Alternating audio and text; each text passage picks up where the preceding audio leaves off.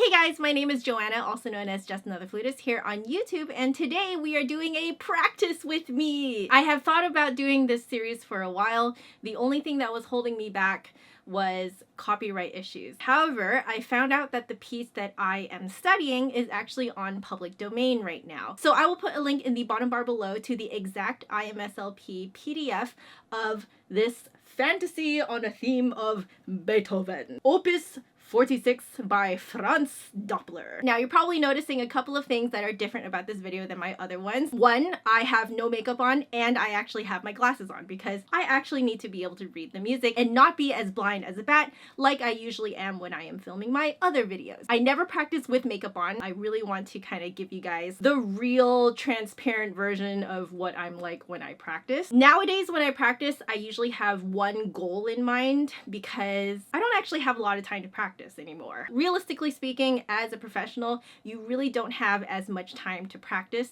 as when you were in music school. Nowadays, I find that the most effective practice sessions for me is just like pretty much just 1 hour on one goal. As soon as I achieve that goal, I count that practice session as a success. The other thing you guys probably notice is that things look a little bit different. I am using a different lens. It is the kit lens, so it's not as good.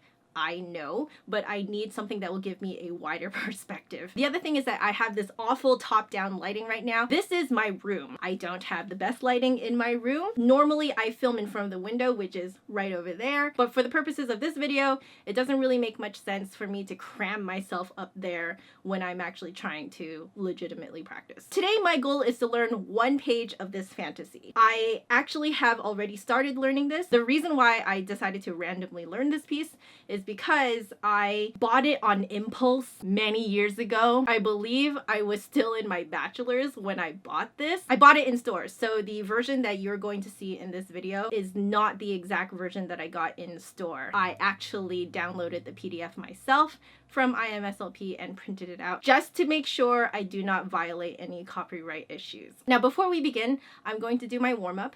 My warm-up is from Trevor Wise' tone book. It is the harmonics page. I believe it's page 6. This just helps me get my air flowing. Typically if I don't do harmonics, I don't actually end up supporting enough when I'm playing actual music.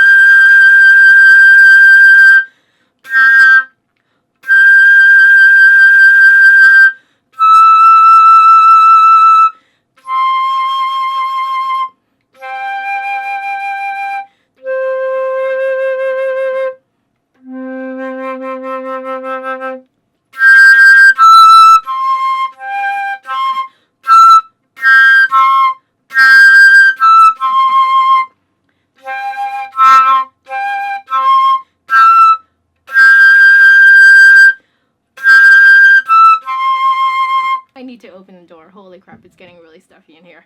Woo! What I was doing right there was feeling out the top harmonic of the C.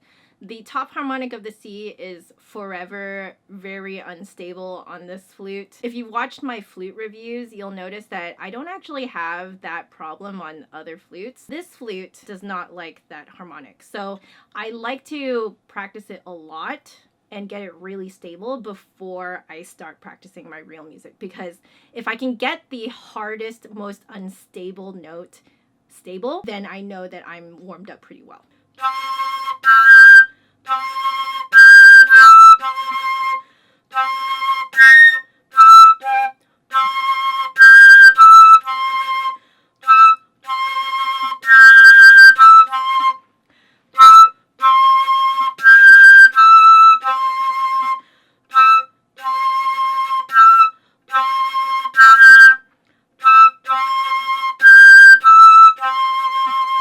So what I was rediscovering there was that I have to actually shoot the air from further back, and I really need to feel the air brushing against the back of the roof of my mouth for those highest harmonics. That's how it works on this Brandon flute. That's pretty good now. I might do a little bit more harmonics just to kind of seal in the deal, and then I will jump straight into this piece here.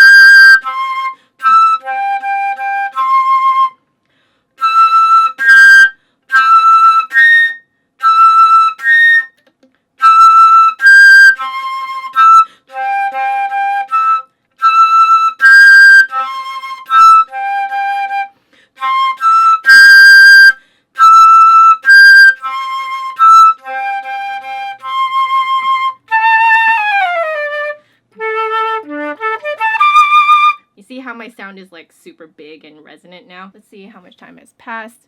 Oh my gosh, 14 minutes have already passed. I believe I've learned the first 4 pages, just about. I think I need to work more on the 4th page. Now, typically what I'll do at this point in time is run through the first bit, but for the sake of this video, I want to work on a part that I'm still not the most familiar with, just so you guys can see sort of my thought process through it. First off, let me just show you guys. You'll see that I have already made some markings here. Some of these are transferred over from the other edition, but these ones, as you can see, like I actually wrote F to B here. No shame, okay? That's how I remind myself to switch from B to G sharp to F to B, because that is actually a pretty awkward change right there. I do that just to kind of jumpstart my brain so I know that it's coming up, because like while I'm reading this, I'll already see that coming up. You see what I mean? The other edition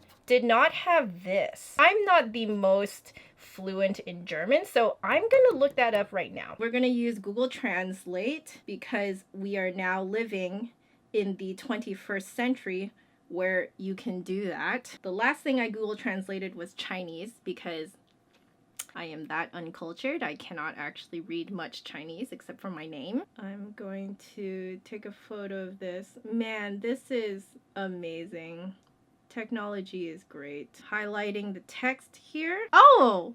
This is really helpful. The quarters as before the eighth. I'm not going to show this to you just in case that there are copyright issues, okay? But instead of writing it out in German saying the quarters as before the eighth, in this edition, they write it as quarter note equals eighth note. That means that the quarter notes of the new section is equivalent to the length of eighth notes in the last section. That's really interesting that they decided to do that for this edition. Now we know what that means. Thank God for Google Translate. So now I'm going to review page 4. It's not going to be 100% there. I'm going to be tripping up and stuff like that because I'm sort of jogging my memory of the last practice session I had on this.